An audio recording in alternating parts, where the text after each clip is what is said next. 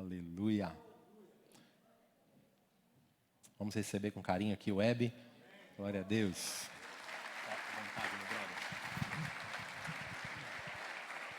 Thank you. Peace of God. Boa noite. Tudo bem? Estão descansados? Quem aqui não participou desse final de semana com a gente? Levanta a mão. Poxa vida, eu senti mesmo a falta de vocês, viu? Agora, olhando a mão levantada, realmente fez falta. Mas que bom que vocês estão aqui hoje. Fico feliz em poder estar com vocês e servir vocês mais uma vez. Feche seus olhos, vamos orar. Pai da glória, nessa noite, mais uma vez, nós pedimos que o Senhor nos dê entendimento a respeito daquilo que o Senhor deseja que nós entendamos. Eu peço que o Senhor nos dê graça. Eu peço que o Senhor venha a nos dar entendimento, revelação. Ao abrir das Escrituras, o Senhor vem abrir os nossos olhos, nos fazendo conhecer da sua vontade para nós, da nossa identidade diante de Ti, que nós possamos sair daqui hoje, Senhor, sabendo como caminhar e com o desejo de Te amar mais do que quando nós entramos nesse lugar, Senhor. É o que eu te peço nessa noite, em nome de Jesus. Amém. Amém. Pode me dar mais um pouquinho. Essa noite eu queria falar com vocês sobre algo. Eu vou tentar ser o mais simples possível, o mais rápido possível. Tenho certeza que a maior parte das coisas que eu vou falar vão de encontro com aquilo que vocês já sabem, então vai ser como um lembrete para vocês. Mas eu queria contar um pouquinho, ou falar um pouquinho sobre Apocalipse. Tudo bem? Pode ser? Tudo bem? Não? Talvez? A gente pode mudar ainda, dá tempo. Mas abre comigo lá em Apocalipse 1, versículo 9.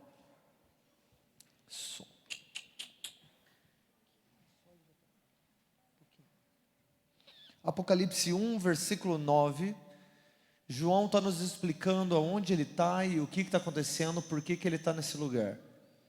E ele diz assim: eu, João, vosso irmão e companheiro nas tribulações, no reino e na perseverança em Jesus, eu estava na ilha de Patmos por causa da palavra de Deus e do testemunho de Jesus.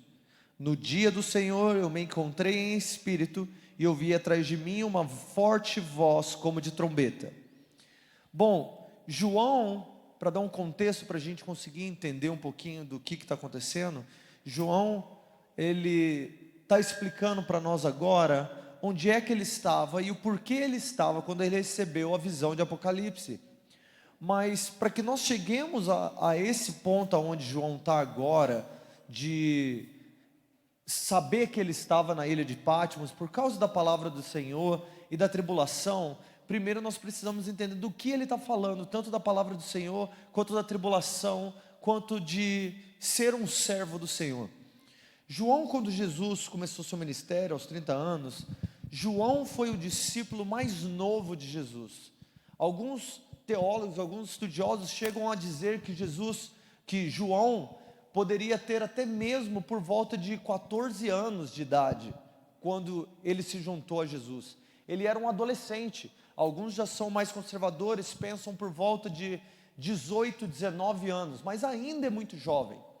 Ele era absolutamente o discípulo com menos idade e que eu poderia dizer que o mais frágil na sua maturidade, tanto emocional quanto intelectual, perto dos outros discípulos. Então imagina aí que dentre a multidão haviam 70 discípulos que eram mais perto de Jesus, e depois desses 70 haviam 12 discípulos que estavam mais perto de Jesus.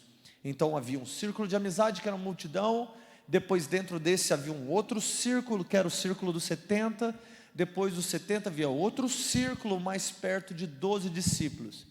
Mas imagina que dentre 12 discípulos, alguns desses apóstolos, desses discípulos, eles eram casados já tinham filhos, outros já estavam na sua maturidade, talvez na mesma idade de Jesus, 30, 33, 35 anos, e João não, João era o mais novo. Então eu imagino que parte do relacionamento de Jesus com João era porque João era tão novo e precisava estar mais perto do seu mestre, para que ele também não se perdesse, talvez até pelo bullying dos outros discípulos mais velhos. Então era necessário que ele ficasse sempre mais próximo de Jesus.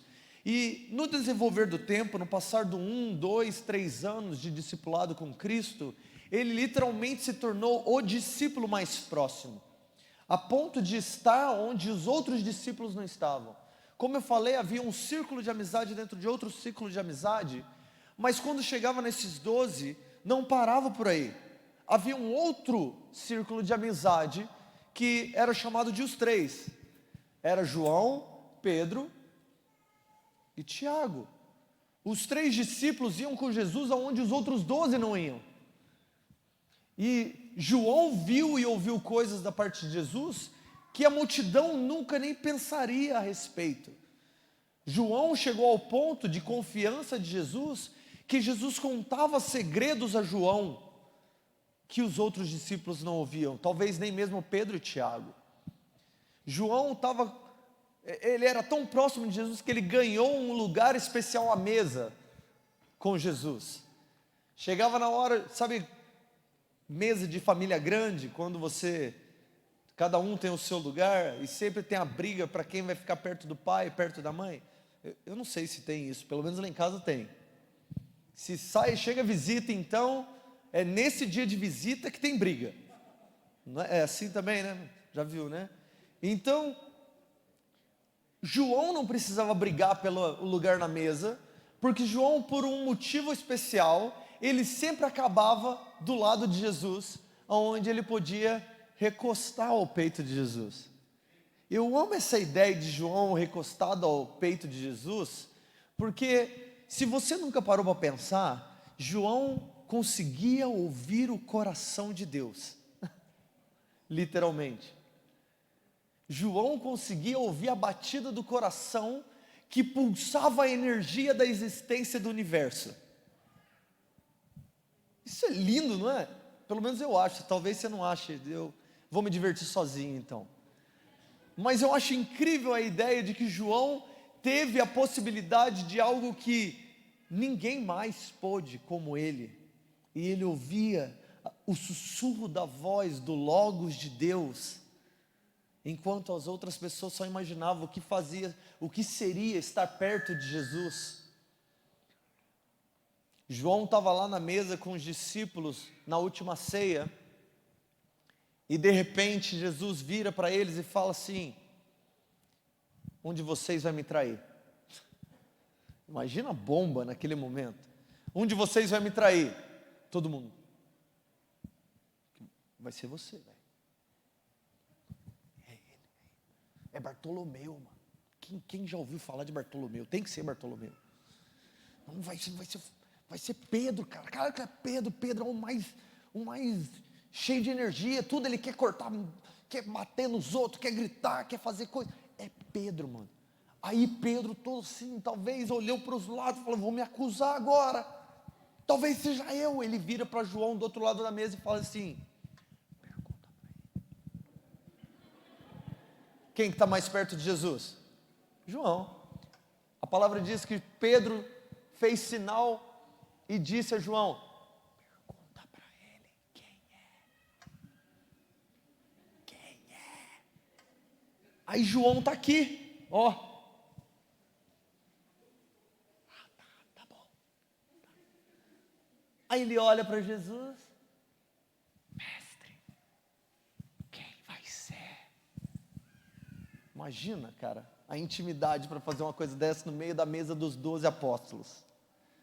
Jesus, a palavra diz que Jesus disse a João: aquele a quem eu der o pão que eu molhei no vinho, vai ser ele. Só que quando Jesus diz isso, a gente lê o texto rápido, a gente acha que todo mundo ouviu Jesus falando: aquele a quem eu molhar o pão e der, vai ser ele. mas a gente não presta atenção que ele falou em segredo para João. E quem é que conta essa história? João, no Evangelho de João. Ele conta que o Senhor disse a ele a quem eu entregar. Aí o que ele faz? Molha o pão, entrega para Judas e fala assim: o que você tem para fazer? Vai e faz rápido. Judas sai fora. Os discípulos ficam todos assim: o que rolou, velho? O que aconteceu? E João com o olho desse tamanho. Os caras assim, foi comprar pão. É isso que diz. Alguns disseram, ele foi comprar pão, porque é ele que fica com a bolsa de dinheiro. E João, o único que sabia a verdade. Nós não sabemos quando João contou para os outros discípulos essa história. Nós sabemos que o Evangelho de João demorou décadas depois disso para que ele fosse escrito. Talvez 60 anos até que ele fosse escrito. Imagina se João guardou esse segredo para contar de uma vez por todas. Mas João, ele era tão confiável pela parte do Senhor, que Jesus crucificado, ele fala com os ladrões, ele fala com o Pai, ele diz para o soldado que ele tem sede, mas em especial ele olha para o jovenzinho João na frente dele. E ele vira para João e fala uma coisa muito especial que ele só diria para alguém 100% confiável. Ele diz assim: eis aí a sua mãe, mulher, eis aí o seu filho. Claro que ele não apontou o dedo, né? Ele estava com os dois. Vocês entenderam, né? Então tá bom. Eis aí a sua mãe. Mãe de quem que era? Mãe de Jesus. Agora minha pergunta para vocês era: Jesus tinha irmãos? Tinha. Tinha irmãs? Tinha. E como é que Jesus diz para João: eis aí a sua mãe, mulher, eis aí o seu filho? Porque o que nós sabemos é de que a partir daquele momento, João cuidou da mãe de Jesus. Porque foi só depois da ressurreição que os irmãos de Jesus começaram a crer que Jesus era o Messias. Porque antes da ressurreição, nem os próprios irmãos dele criam. Como diz a palavra. Isso não é loucura? Estou parecendo um adolescente agora, desafinando a voz. Vai dar certo, vai dar certo. Falei muito ontem. Mas o meu ponto para você, a história cristã, a história da igreja primitiva nos conta que João cuidou de Maria, até mesmo levou Maria para Éfeso, quando ele se mudou para Éfeso, e viveu em Éfeso por anos. João se tornou, no meio da igreja do primeiro século, uma âncora apologética, querendo dizer, ele era um dos homens que sabia como defender a fé, com ousadia, com veemência. Mas nós sempre imaginamos que João era o cara do amor, não é? Porque quando ele escreve o seu livro, ele utiliza da maior das humildades, e ele, quando fala a respeito dele mesmo no livro que ele escreveu, ele sempre fala como sendo o discípulo a quem Jesus amava. Quem que disse, João, que você é o discípulo que Jesus amava? Eu mesmo. É o meu livro, eu escrevo como eu quiser. Né? É tipo Moisés escrevendo sobre Moisés, dizendo que era o homem mais humilde da terra. Se eu vou escrever, eu escrevo de mim mesmo o que eu quiser. Mas eu tenho certeza que era a realidade, e os discípulos concordavam que João era o discípulo que Jesus tinha um afeto especial. Mas João, mesmo sendo discípulo do amor, ele não amava a todo custo. Existe uma história contada por um dos pais da igreja, que João e seus discípulos uma vez naquela época costumavam haver termas, onde eles iam para tomar banho, e esses termos eram públicos, e um dia desses, João estava com seus discípulos dentro desse terma, quando chegou um outro pseudo-cristão, que João considerava ser um herege, e estava causando divisão no meio da igreja, e João começou a gritar dentro do termo, dizendo: saiamos daqui. Imagina, saiamos daqui, porque fulano está dentro desse lugar. Ai de nós, se a ira de Deus vier sobre esse lugar e nós fomos encontrados no mesmo lugar que ele. Ô louco, discípulo do amor. Imagina, se eu faço isso aqui hoje, vai levantar gente da moita, do outro lado do mundo, vai falar assim: não julgueis para que não seja julgado. Não é? Quem somos nós para julgar que fulano é herege? Ou se tem uma coisa que eu odeio, é esse tal de versículo fora de contexto, para falar que nós não devemos julgar herege. Falei. Rapaz, não devemos julgar? Quem somos nós para julgar? Deixa eu te dizer, a Bíblia nos responde: nós somos aqueles que hão de julgar os anjos. E se nós havemos de julgar os anjos, que nós comecemos a aprender a julgar entre nós primeiro. Vamos começar a treinar. Peraí, mas não julgais para não sejam julgados, com a mesma medida que julgar, vos medirão também para te julgar? Sim, o que Jesus está falando? Use a medida correta. Qual é a medida? A verdade. Qual é a verdade? A palavra de Deus.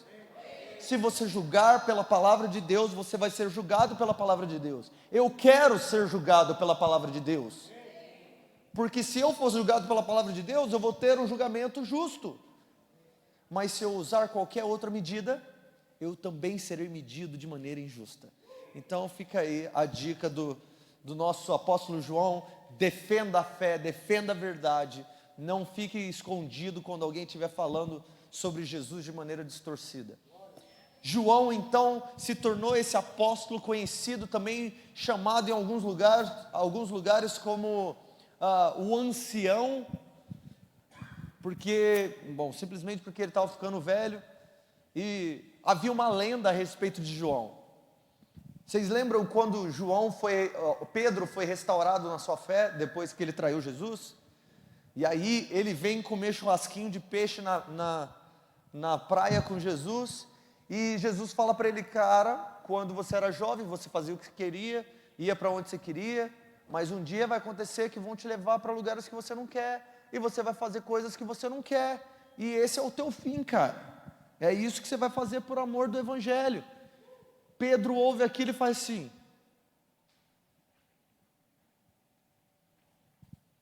mas e ele, Jesus?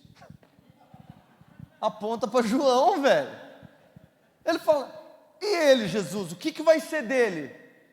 Eu entendi que esse é o peso, o fardo que eu vou ter que levar, mas e ele?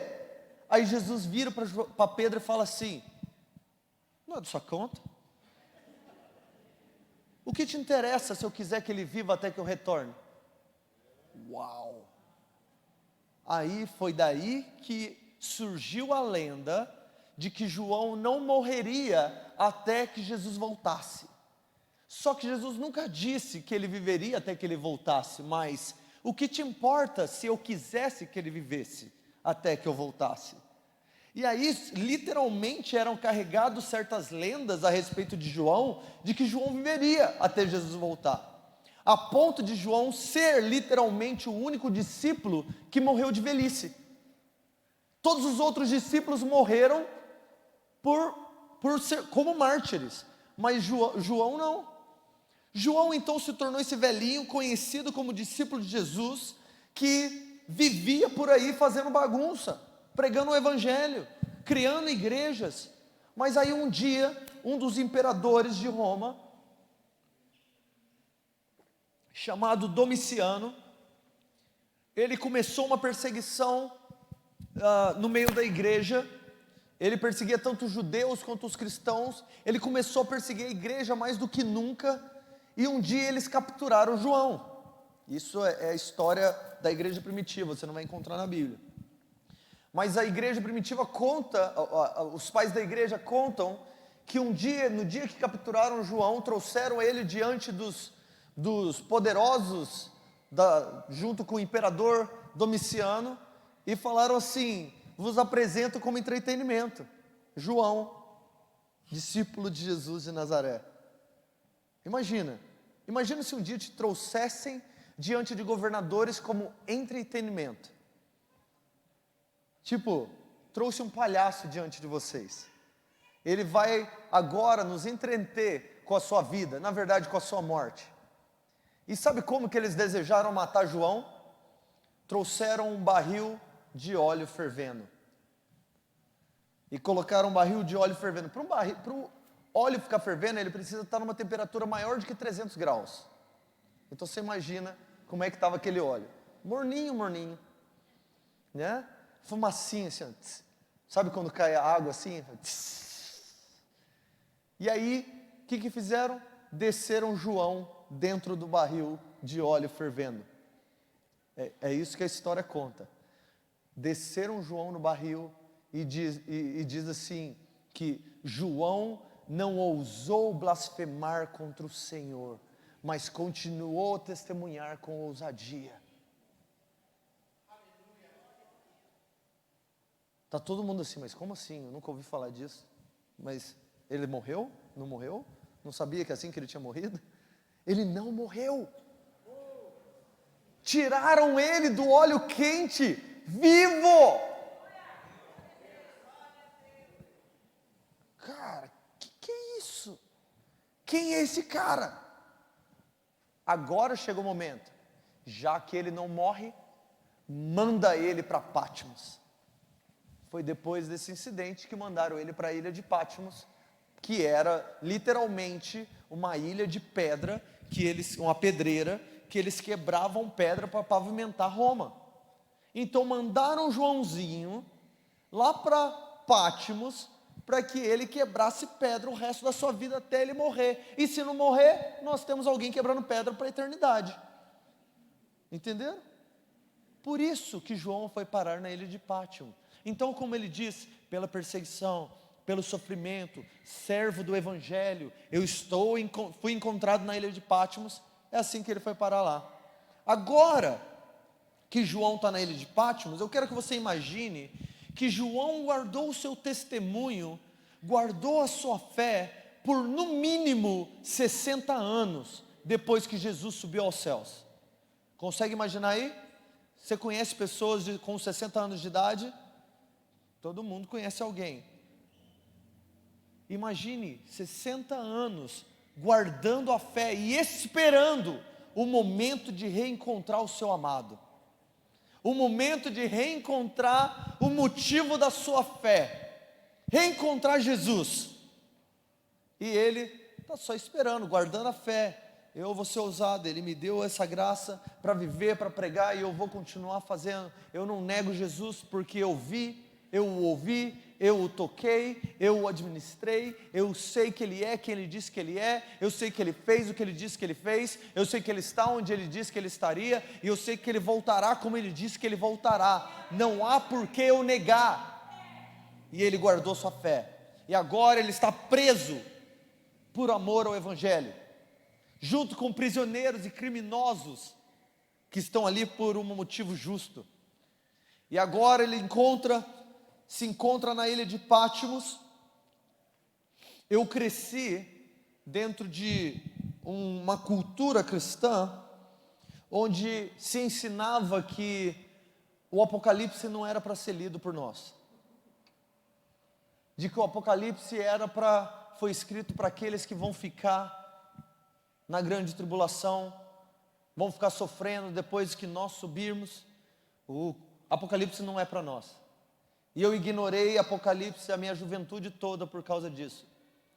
Até o dia que eu descobri que Apocalipse não é sobre destruição, não é sobre a besta, não é sobre o anticristo, não é sobre o fim do mundo. O Apocalipse não é sobre Armagedon, não é sobre a prostituta e o dragão. De que o livro de Apocalipse é, na verdade, a revelação de Jesus Cristo. O dia que eu descobri isso, me deu tristeza. Porque, se alguém tivesse me dito isso antes. Abre Apocalipse 1, versículo 1, que você vai ver do que eu estou falando.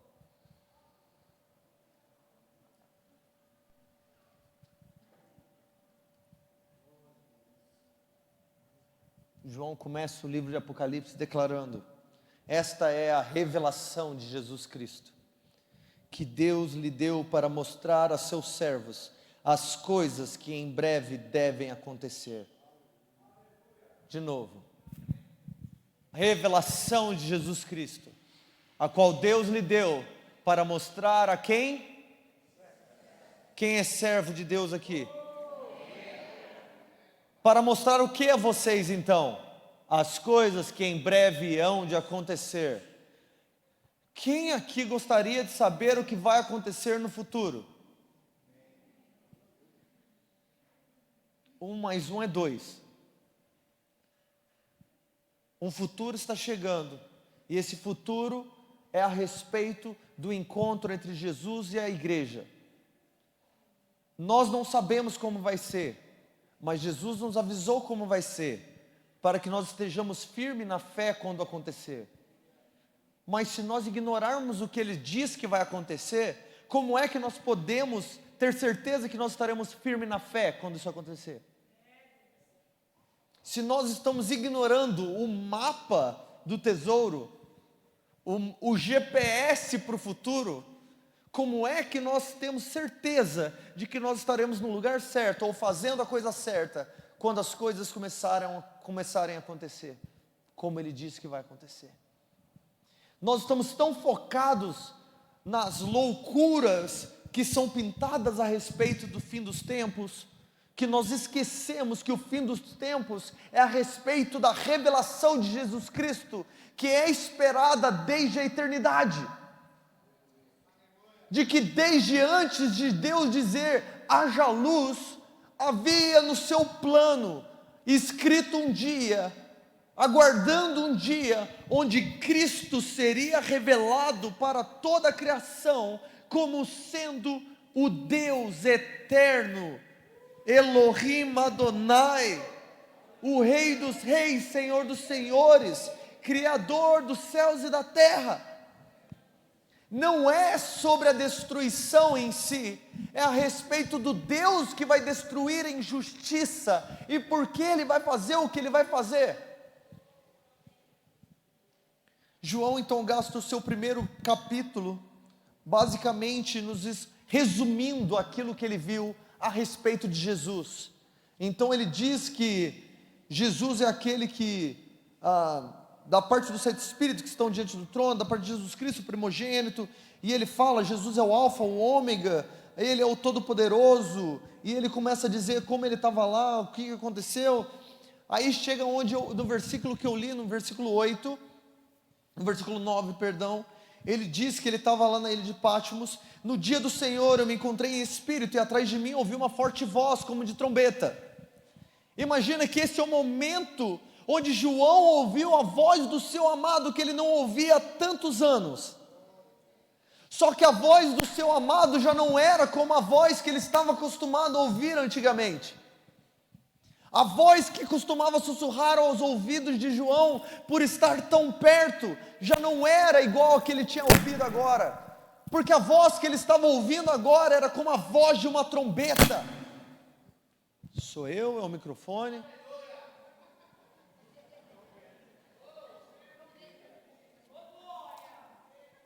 E João então um dia ele estava lá de buenas, lá na ilha de Patmos, tomando um sol na laje, e de repente ele ouve uma voz: João! O que ele faz? Ele se vira para ver quem falava com ele. Uau!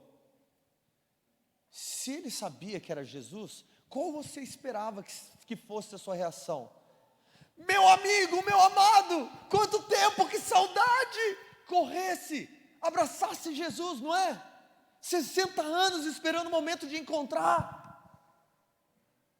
De repente ele vira e ele diz assim: quando eu me virei, eu vi como um filho de homem, um ser humano. Ele diz que eu vi como, porque esse ser humano brilhava mais forte do que o sol em todo o seu fulgor. Olha para uma lâmpada depois e imagina do que ele está falando. Sabe quando você olha para o sol e você tem que encolher os seus olhos para conseguir enxergar alguma coisa?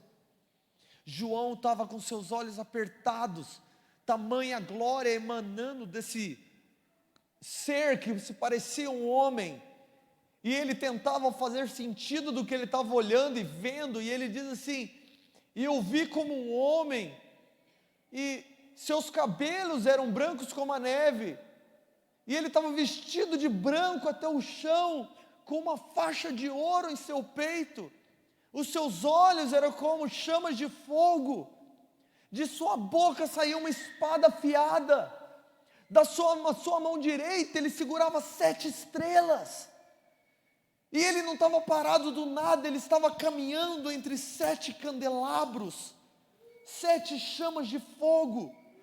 Quando eu olhei para ele e vi o que eu estava vendo, ele diz assim: eu caí como morto.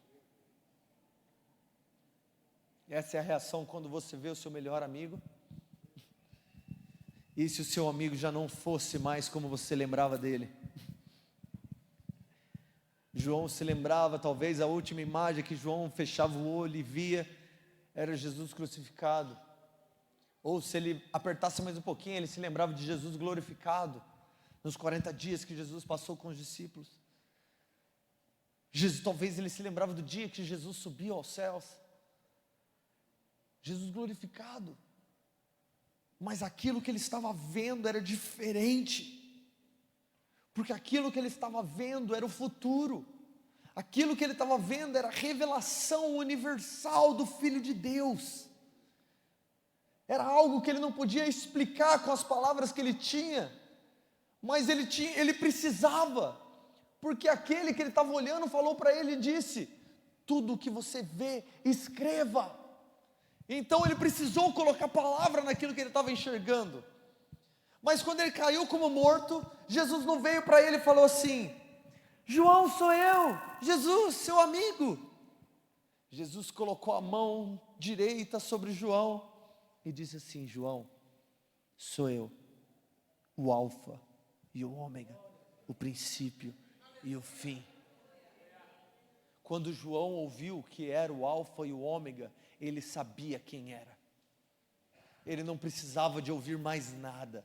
Ele se fortaleceu porque ele entendeu. Ele cumpriu o seu propósito. Ele fez o que ele veio fazer. E ele foi encontrado digno, como ele dizia que ele seria encontrado. Ele dizer que eu sou o Alfa e o Ômega, era ele voltar ao que João tinha escrito sobre João, porque acredita-se que o Evangelho de João foi escrito antes dele ir para Pátimos. Então, quando ele escreveu o Evangelho de João, ele disse: no princípio era o verbo. No princípio era o verbo, ele estava querendo dizer assim: o Alfa era o princípio, e o princípio era o Alfa. Aquele que começou todas as coisas estava existente antes de todas as coisas começarem. E dizer que ele era o Ômega significa que ele é o ponto final da história, de que ele é o alvo da história, de que o futuro para onde nós estamos caminhando leva a ele. E ele se levantou: Jesus, é você? João, escreve tudo que eu estou te falando, tudo que eu vou te mostrar. Envia 7 igrejas que estão na Ásia agora. E continua vendo. João então passa o capítulo 2 e 3 escrevendo as cartas para 7 igrejas. E ele escreve para essas 7 igrejas, pontuando coisas positivas e negativas a respeito de cada uma delas. E o que Jesus queria que elas entendessem a respeito do seu relacionamento com Deus. E aí no capítulo 4, eu quero que você abra lá agora.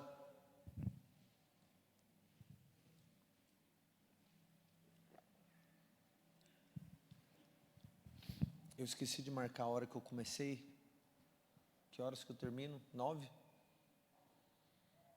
Fala isso não, pastor. Sabe o que está falando? Não.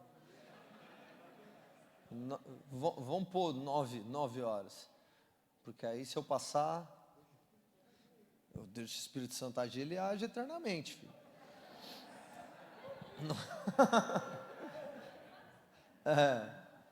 Disseram isso para o Mike Bickle em 99, a reunião de oração está acontecendo até hoje em Kansas City.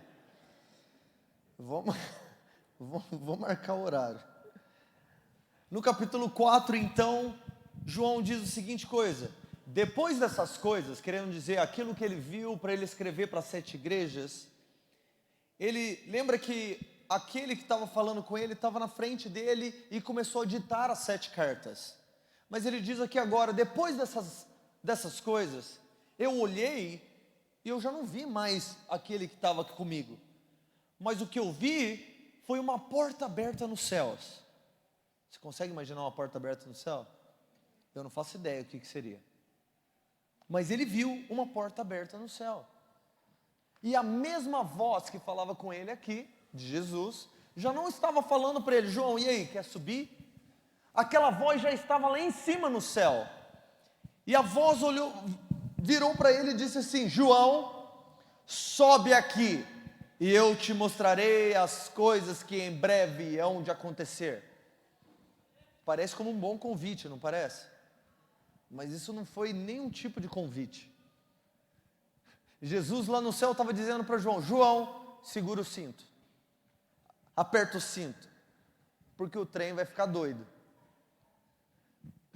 João não estava, porque a gente lê isso, a gente pensa assim, Jesus perguntou para João: João, você gostaria de subir aqui para eu te mostrar as coisas que vão acontecer? João: claro, Senhor, eis-me aqui. O que aconteceu foi Jesus dizendo para ele: João, sobe aqui, eu vou te mostrar as coisas que acontecerão. E aí ele diz: imediatamente eu fui arrebatado e eu estava nos céus. Não foi uma pergunta. Aperta o cinto. Que tipo de elevador foi esse? Rápido. De repente eu estava no céu.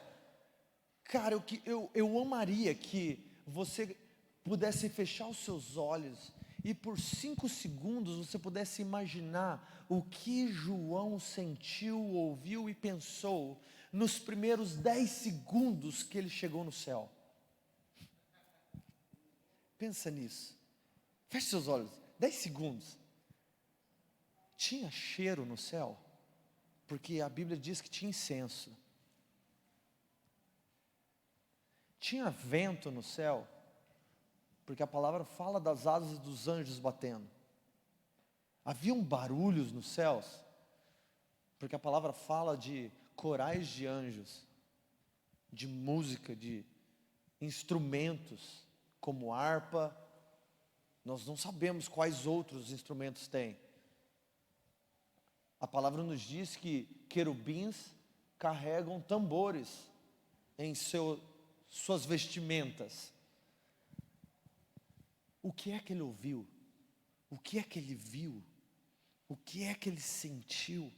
Será que ele se arrepiou naquele momento? Sabe quando você muda de temperatura, de repente, pode abrir os olhos, não dorme agora não.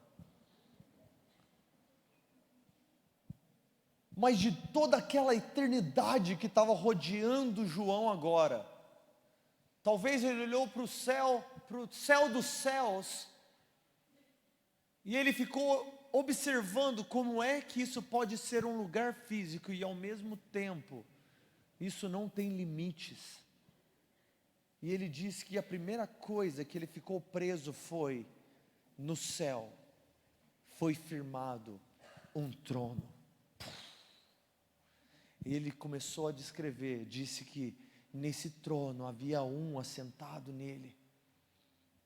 E esse que estava sentado no trono, ele tinha aparência de sardônia, de topázio, de esmeralda. Havia um arco-íris como de esmeralda verde ao redor dele.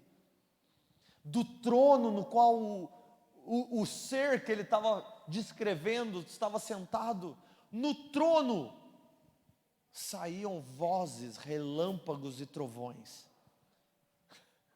Ele não disse anjos cantavam ao redor do trono. Ele não diz que ao redor do trono saíam vozes e trovões. Ele diz do trono saíam vozes, relâmpagos e trovões. Uau! Isso sim é efeito especial. Isso sim é filme 3D. E João começou a ser inundado com as informações do céu. E ele começou a tentar descrever o que ele estava vendo. E ele olha para o lado, fala, não é só isso. Esse trono é mais do que um nível. É mais do que uma só coisa. E aí ele diz assim, eu vejo um trono e alguém reinando sobre tudo. Mas ao redor do trono, haviam outros 24 tronos. E sobre esses tronos estavam 24 anciãos sentados sobre eles. E no centro e no meio do trono haviam 4 seres viventes. Sabe por que eles chamam os 4 seres viventes de seres viventes? Porque não existem categorias para eles. Não tem como categorizar se eles são anjos, querubins, se eles são bois, se eles são seres humanos, o que eles são. Ele só sabe que eles são seres vivos, seres viventes. Isso não é louco para você? Eu acho que só eu gosto dessas coisas. Vocês estão tudo assim, cara, tá ok. Eu amo pensar nisso. Porque João estava buscando palavras para descrever o que ele estava falando, o que ele estava vendo. E aí ele diz assim: existiam 4 seres vivos embaixo ou ao redor do trono. E esses 4 seres vivos, cada um deles tinham 4 rostos. Que categoria de bicho é esse? 4 rostos cada um. Um leão, um homem, um boi e uma águia. E não para aí não. Os bichos, como a gente chamaria lá em Minas, os bichos tinham 2 pares de asa cada um. Já é mais cabuloso ainda. Mas não para aí. Os 4 seres viventes estavam cobertos de olhos. Olhos na frente, de trás, e a palavra diz, e por de dentro. Deixa eu ver se essa versão aí diz. Cadê? Estavam cheios de olhos e não descansavam. Não, por cima.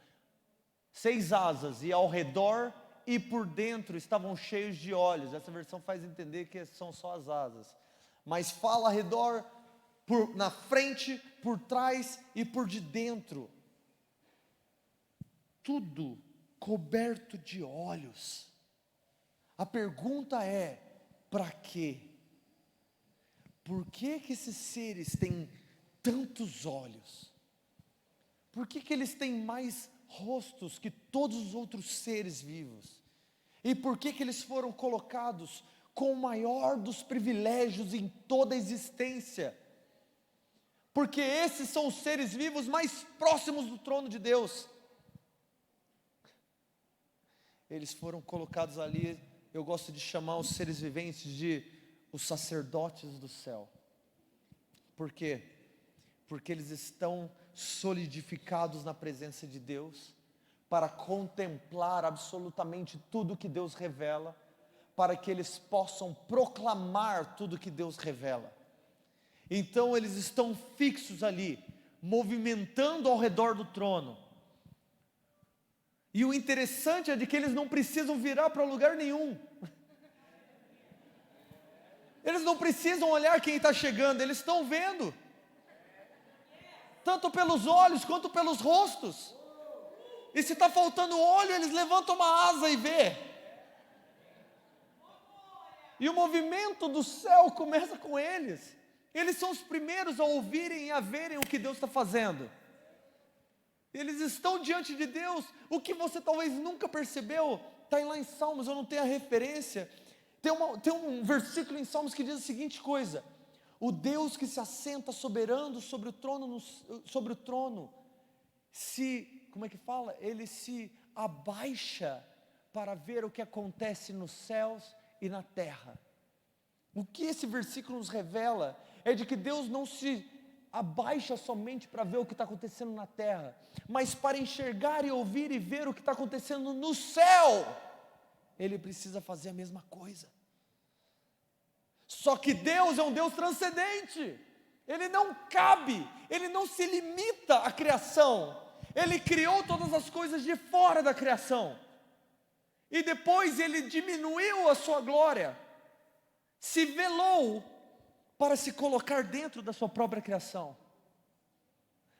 Nesse momento, o trono glorioso de Deus Pai, o Deus Todo-Poderoso que se assenta no trono, está velado em relação ao que Ele realmente é. E os anjos no céu e os querubins estão olhando para Ele, buscando os mistérios dessa pessoa que está sentada sobre o trono. Quem és tu? Como? Por quê? Por que nós? Por que aqui? Por que dessa maneira? E eles ouvem e veem Deus assentado no trono, e tudo que eles conseguem declarar é a realidade de Deus Pai, e eles começam a dizer: Santo, Ele é santo, Ele não é como nós, Ele não foi criado, Ele não tem a nossa essência, Ele não tem a nossa natureza, Ele não é como nenhum de nós, Ele é separado, Ele é diferente, Ele não foi criado, Ele é eterno. Nós tivemos o início e Ele não. Talvez um dia nós teremos um fim, mas Ele não. Ele é santo. Santo, santo, santo é o Senhor Deus Todo-Poderoso, aquele que era, que é e que há de vir. Ele nunca muda, Ele nunca diferencia, Ele se revela, Ele se mostra a nós. Tudo que nós sabemos é porque Ele revelou a nós. Esses sacerdotes diante do trono de Deus poderiam sair daquele lugar se eles quisessem, porque nós sabemos que 1/3 do céu saiu, mas eles escolheram permanecer. É como se eles dissessem: para onde eu irei? O que mais eu olharia com todos os meus olhos? O que há de mais belo do que isso? Para onde eu iria? Dar um passo para trás já seria o fim da minha existência, porque eu escolheria parar de fazer o que eu estou fazendo. Santo, santo, santo, Senhor Deus Todo-Poderoso, aquele que era, que é e que há de vir. Quando os seres viventes declaram a santidade de Deus, avivamento começa no céu. Avivamento no céu? Precisa de avivamento? O céu precisa de cura? O céu precisa de mudança? Não, mas algo começa a reagir por causa da proclamação daqueles que contemplam com seus olhos. A gente brinca dizendo que se um de nós chegasse lá, tocasse no ombro do ser vivente número 3, talvez: ô, ser vivente, ele só aqui pluf, olha pra gente, nem mexe a cabeça, só um olho aqui atrás da nuca, assim, ele olha pra gente: oi. Aí se diria assim: cara, você não acha um pouquinho de desperdício de tempo, de energia, um ser tão incrível igual você, tão maravilhoso, majestoso como você, ficar aqui o dia inteiro cantando santo, santo, santo, Deus Todo-Poderoso? Não é meio chato isso? Você não acha que vocês poderiam estar fazendo outra coisa, se revelando aos humanos, mostrando para eles quão incrível Deus é? Vocês ficam aqui o dia inteiro, a noite inteira, fazendo a mesma coisa? De que a resposta desses seres viventes para você seria: primeiro, quem deixou você entrar? Segundo, Deus, dá mais um par de olhos para eles, porque se vocês vissem o que nós vimos, se vocês enxergassem o que nós enxergamos, dia e noite, você também só teria uma resposta: santo, santo, santo, santo. Para onde eu irei? Por que eu me calaria? E quando eles declaram, a palavra diz: e todas as vezes que os 4 seres viventes declaram: santo, santo, santo é o Senhor Deus Todo-Poderoso, então os 24 anciãos que estão assentados sobre o trono ouvem a declaração de que Ele não é como nós, e eles arrancam suas coroas e suas cabeças, jogam diante do trono de Deus, se prostram diante do trono e começam a dizer: digno, tu és digno, Porque todas as coisas foram criadas por ti, para ti, através de ti. Tudo que existe é teu. Em outras palavras, o que está acontecendo é isso. Imagina você receber um trono, uma coroa, veste branca, e você é colocado para sentar do lado do trono de Deus. Eu digo que essa é a maior honra e a maior humilhação ao mesmo tempo. Como é que você pode ser chamado de rei, debaixo da sombra do trono do Deus onipotente? Você faz o quê? O que você deveria fazer, tendo o trono de Deus na sua frente? Aqui na terra é fácil. Você ganha uma coroa, você já estufa o peito. Eu sou o rei desse lugar. Senta num trono do lado do trono de Deus. Se o seu trono vai parecer que tem brilho. Pode ser a coisa mais incrível na terra, mas lá em cima, o seu trono de safira, de esmeralda, de brilhantes, é nada comparado a Deus. E eles assentados sobre um trono que Deus construiu para eles, sentado lá porque Deus colocou eles lá, com uma coroa que Deus deu para eles, eles olham para Deus. Quem sou eu? Eu não mereço. Você merece. Você é rei. Você é Deus. Eu estou aqui para te adorar. O Senhor me deu uma coroa só para eu jogar, porque essa é a minha dignidade. Eu encontro a minha honra em poder jogar aos teus pés aquilo que eu tenho de brilhante. Ah, se nós cristãos entendêssemos isso. Essa é a nossa honra. A nossa honra é poder derramar a nossa vida diante de Deus. A nossa honra é ter recebido de Deus uma dádiva de poder dar algo a Ele. Enquanto nós estamos aqui achando que a nossa honra é ter sido abençoado por Deus, ser próspero e ter alguma coisa, meu querido, você está desperdiçando a sua maior honra. A nossa maior honra é poder viver em Cristo. E eles cantam, santo, santo, santo, e eles respondem, digno, digno, digno. E aí no meio dessa bagunça toda, João olhando aquilo lá, não sabendo para onde que ele olha, o que está acontecendo, ele diz assim, então um anjo forte entrou na cena. Essa declaração é incrível porque em alguns lugares de Apocalipse ele fala sobre anjos.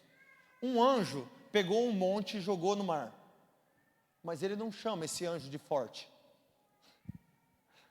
Um outro anjo fica com um pé no mar e o outro lá na terra. E ele não chama esse anjo de forte.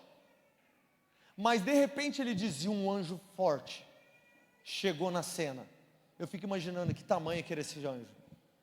Tipo, que tipo de força esse anjo tinha para ele falar assim, esse cara não é comum não.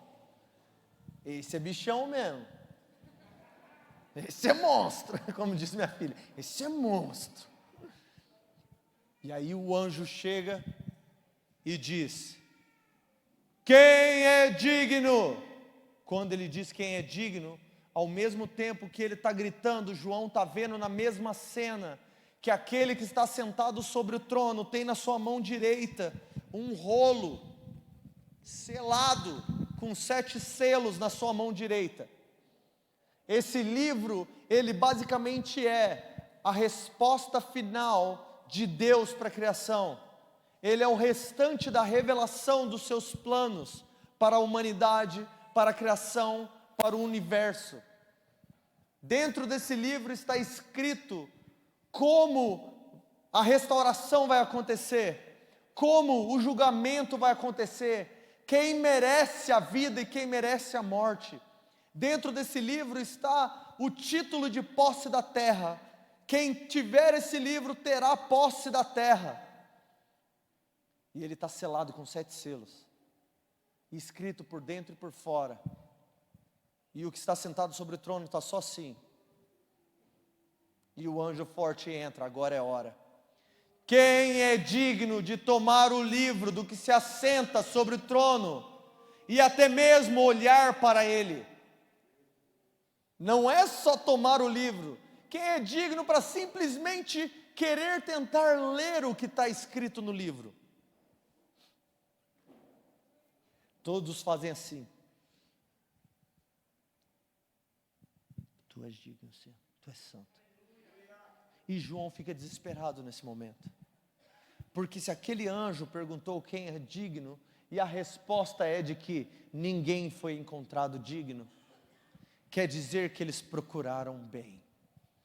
Quer dizer que eles procuraram no passado, no presente e futuro, nos céus, na terra e debaixo da terra, e ninguém foi encontrado digno de tomar o livro e cumprir o propósito de Deus. E João olha aquela cena e ele começa a se amargurar por dentro e começa a chorar. Foi em vão o meu sofrimento. Tudo que eu passei foi em vão. Tudo que eu preguei foi em vão. Tudo que eu sofri foi em vão. Aqueles que estão sobre a terra não fazem ideia. A história está acabada. Nós estamos caminhando para o fim. E ninguém conseguiu cumprir de maneira digna de tomar o livro, os planos de Deus.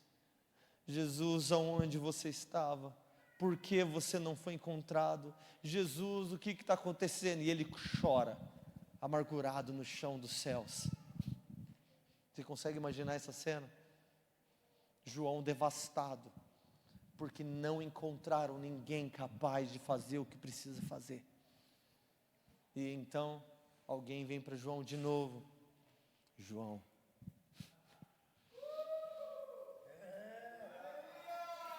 não chores. João, por quê? Porque um foi encontrado digno. Nós encontramos um, João. Não chore, João, porque na eternidade já foi declarada. Um foi encontrado digno, o leão da tribo de Judá. Ele prevaleceu. João se levanta e ele diz assim: então me virei. Cadê? Vira lá. E olhei, e eis que estava no meio do trono e dos 4 animais viventes, e entre os anciãos, o quê? O quê? Mas o que ele disse que tinha vencido? João, o leão da tribo de Judá foi encontrado digno, e me virei para ver o leão. Isso não é leão, não? João, olha! O leão da tribo de Judá. Cadê? Eis o cordeiro. O cordeiro é o leão da tribo de Judá. Eis o rei. Ele é o servo de Deus. Eis o Criador que se fez criatura, o mensageiro que trouxe a mensagem, o sacerdote que se ofertou. João, o leão da tribo de Judá é o Cordeiro de Deus. O Cordeiro de Deus é o leão da tribo de Judá, e ele venceu. Como que o leão se tornou tão poderoso? Ele morreu. E é agora que eles começam a cantar: digno, digno, digno é o Cordeiro de Deus. Digno, digno, digno, porque com o seu sangue compraste homens e mulheres de toda língua, tribo, povo e nação, e os constituíste reino e sacerdote ao nosso Deus, e eles reinarão com Cristo para sempre. Isso é boa notícia?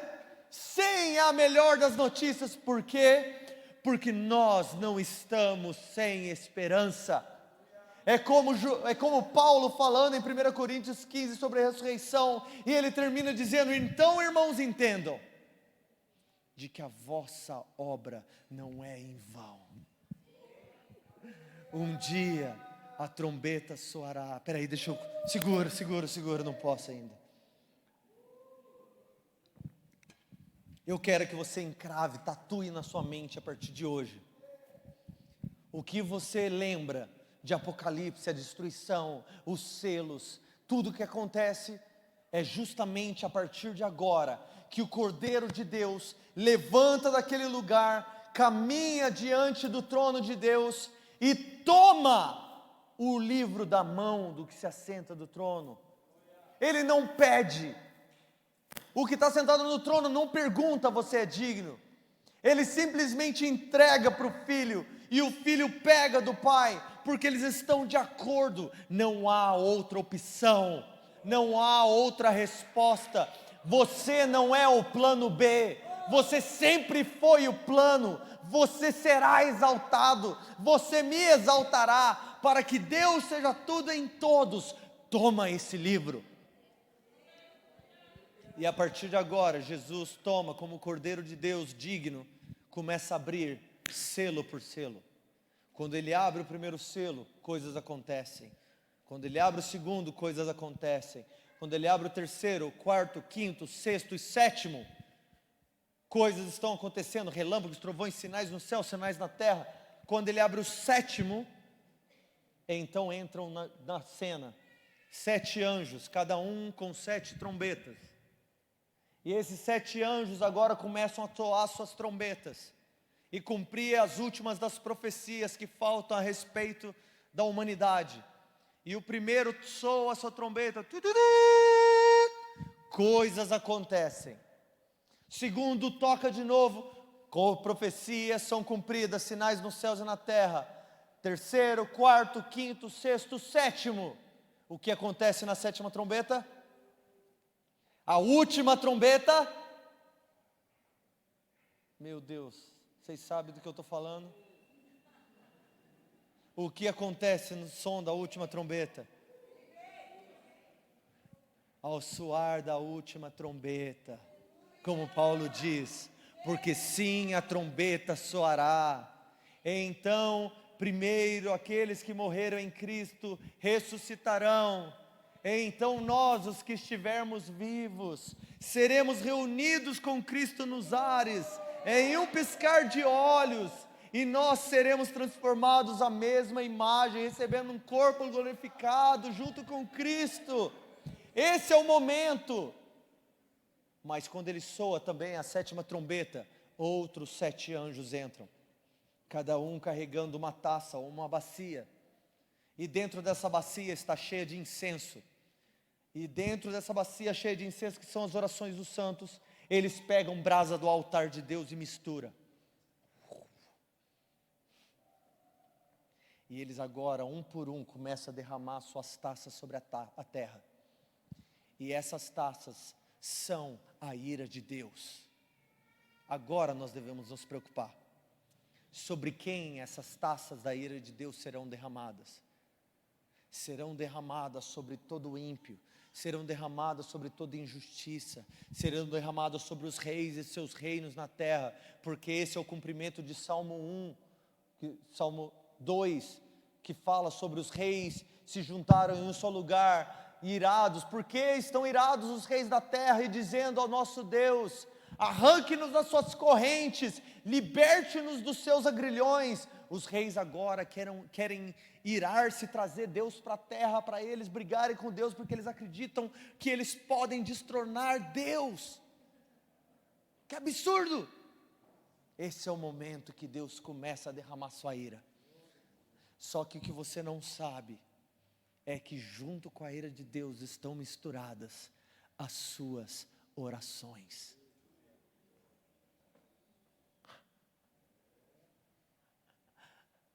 A ira de Deus, a sua justiça, vai vir também como resposta das suas orações por justiça. Nós estaremos de total acordo com Deus quando Ele fizer o que Ele vai fazer. A sua igreja estará valorizando as suas obras. Nós não estaremos com medo, nós não estaremos fugindo, nós não estaremos recuados, nós estaremos declarando o que vai acontecer. Por quê? Porque Ele enviou o seu anjo para que os seus servos soubessem as coisas que hão de acontecer. Sabendo o que há de acontecer, os seus servos pedirão a Deus que Ele cumpra o que Ele disse que vai acontecer. E Deus vai ouvir os seus servos pedindo, e Ele vai mandar o que Deus quer fazer. E o restante do livro de Apocalipse é simplesmente a obra de Jesus Cristo, para que Ele tenha você com Ele.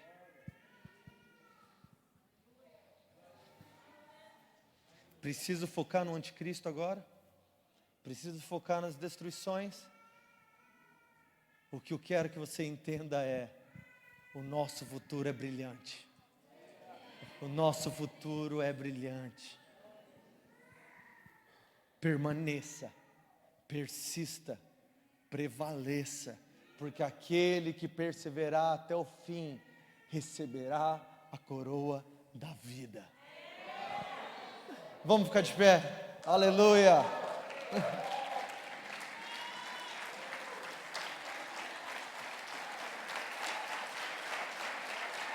Glória a Deus. Glória a Deus, Jesus.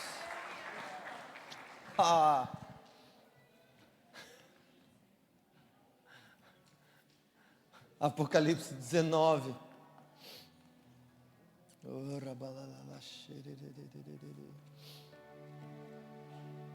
Versículo 7, versículo 6. Aleluia! Porque o Senhor nosso Deus, o Todo-Poderoso, reina. Alegremo-nos e exultemo-nos e demos a Ele glória, porque chegou o momento das bodas do Cordeiro. E o que? E a sua noiva está pronta. E foi-lhe dado de vestir de linho fino e resplandecente e puro, pois o linho fino são as obras de justiça dos santos. João, por favor, escreva isso. Ele disse: bem-aventurados os que são chamados para a noite de núpcias do Cordeiro. Essas são as verdadeiras palavras de Deus.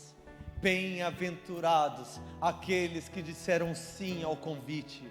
Bem-aventurados os que estarão prontos e ataviados e preparados para o dia do casamento.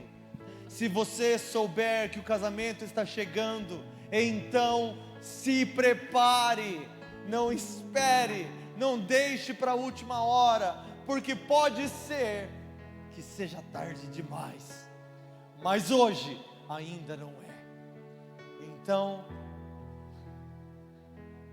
tome uma decisão na sua vida agora.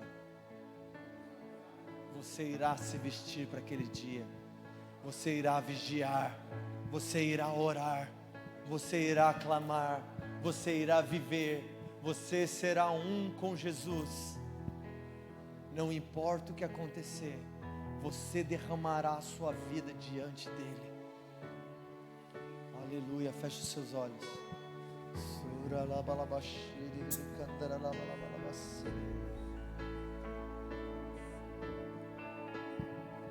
Tu és digno de tudo.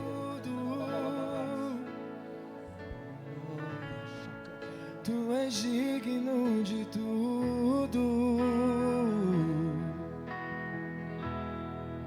Pois tudo vem de ti e tudo é para ti. Tu é glória. Tu és digno de tudo, Jesus. Tu és digno de tudo. Os nossos olhos estão em ti. Pois pois tudo vem de ti e tudo é para ti. Tua é a glória.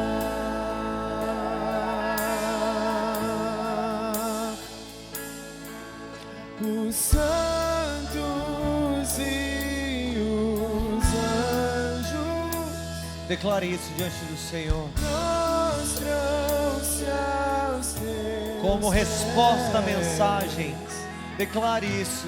Os anciãos Proclame a história que há de acontecer. coroas ao Cordeiro. Eles rendem a Ti, porque só Tu és digno, Jesus. Tu és digno. Tu és digno de tudo. Tu és digno de tudo. Só o Senhor, pois tudo vem de ti e tudo é para Tu és o Alfa e o Ômega. tua é a glória. Por Ti, para Ti, através de Ti, todas as coisas foram criadas. Tu és digno de tudo. Tu és digno de tudo, Senhor. Pois tudo vem de ti e tudo é para ti. Tua é a glória.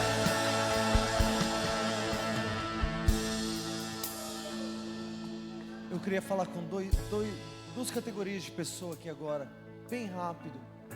Se você ouviu essa mensagem pela primeira vez, e talvez, eu não sei qual é o teu passado, o que você viveu, mas essa é a primeira vez que você ouviu o Evangelho de Jesus Cristo sendo pregado dessa maneira, e você deseja viver diferente a partir de hoje, você gostaria de ser parte daquilo que nós somos, uma companhia de pessoas que creem que Jesus Cristo é quem Ele diz que Ele é.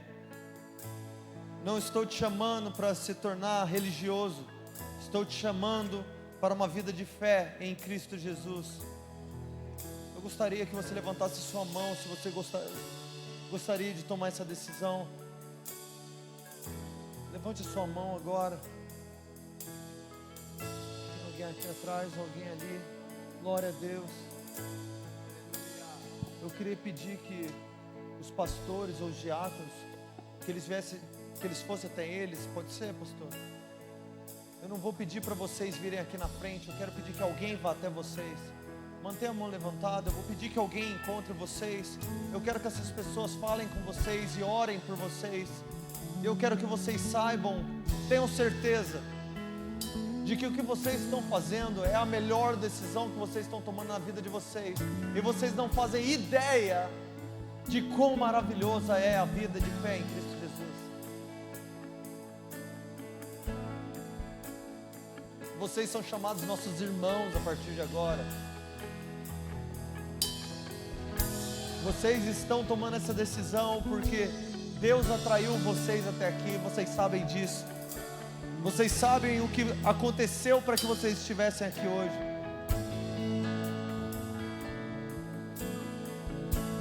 Orem por eles agora. Eu também queria falar com você que já é cristão, mas você sabe que a sua vida não condiz com o cristianismo. Você tomou a decisão de ser cristão há tempos atrás, mas você sabe que você está vivendo não tem nada a ver com as Escrituras. E você quer mudar isso a partir de hoje. Você não está decidindo para se tornar cristão, mas você está decidindo de uma vez por todas viver a verdade. Quero te convidar a levantar sua mão também. Se esse é você, levanta sua mão. Levantar a mão é uma atitude de coragem. Você está dizendo para si mesmo e para as pessoas ao seu redor que você já não mais importa com o que já passou. O que passou, passou.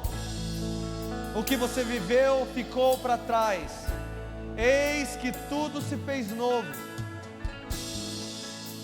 Vocês não precisam mais se envergonhar. Como igreja de Jesus Cristo, como representante da igreja, agora eu quero dizer para vocês: eu te perdoo. Vocês estão perdoados.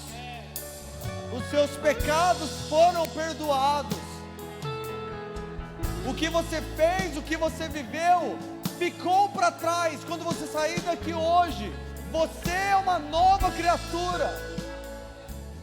Esquece o que passou. Não tem vergonha mais na sua vida.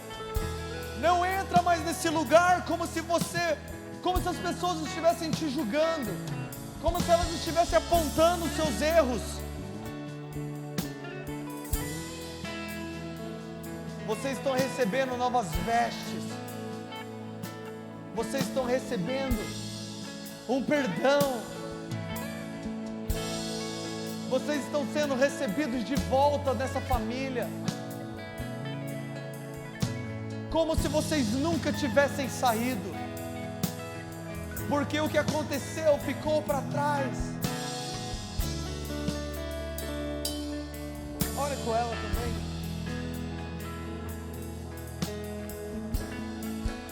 Tudo se fez novo.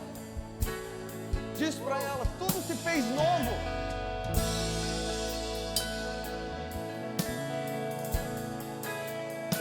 Esse é um novo dia.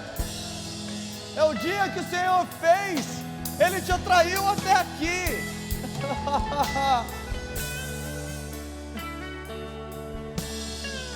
Porque Ele não teria você de qualquer outra maneira. Aleluia, Senhor. Eu peço que o Senhor coloque um selo no coração dessas pessoas que levantaram suas mãos hoje. Coloque um selo que não pode ser removido. Espírito Santo de Deus, sele-os com o selo da promessa. Leve-os à santificação. Leve-os ao fortalecimento em Cristo Jesus. Eu peço, papai, que o Senhor dê a eles força para dizer não às tentações. Dê a eles graça para viver uma nova vida, para viver uma vida abundante, para se entregar por inteiro, como João se entregou por inteiro. Já não vivem eles, mas Cristo vive através deles. Hoje é dia de alegria, Senhor. Somos teus. Somos teus. Tu és digno disso, Senhor. Tu és digno de tudo.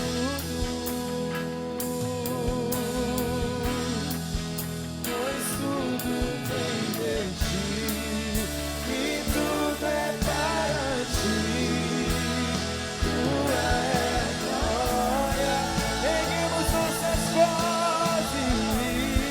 Tu és digno de tudo.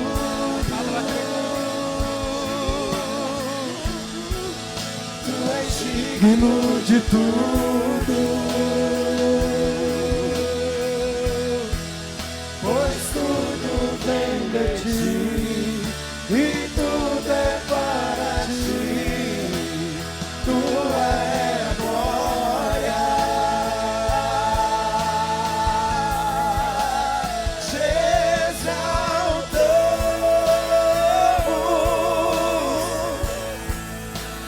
Te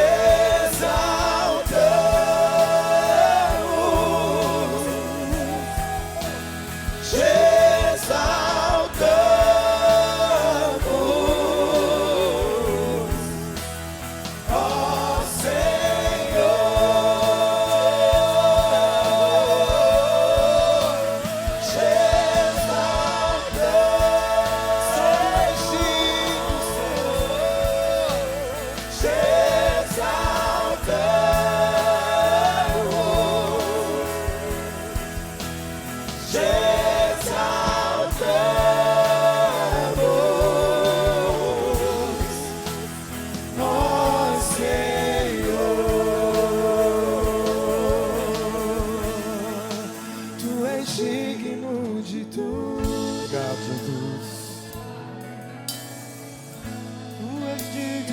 digno de tudo, Senhor, pois tudo vem de ti e tudo é para ti. Tua é a glória, tu és digno de tudo, Senhor, tu és digno de tudo, pois tudo vem de ti e tudo é para ti. Tua é a glória. Palmas são para ti, Jesus. Todo louvor e toda honra é para ti. Tu és digno de todo louvor, de toda glória, de toda honra. Aleluia. Nós te adoramos, Jesus. Nós te adoramos, Senhor. Nós te adoramos, Jesus. Nós te amamos, Jesus. Nós te amamos, Jesus. Aleluia. Aleluia. Aleluia. Aleluia. Aleluia.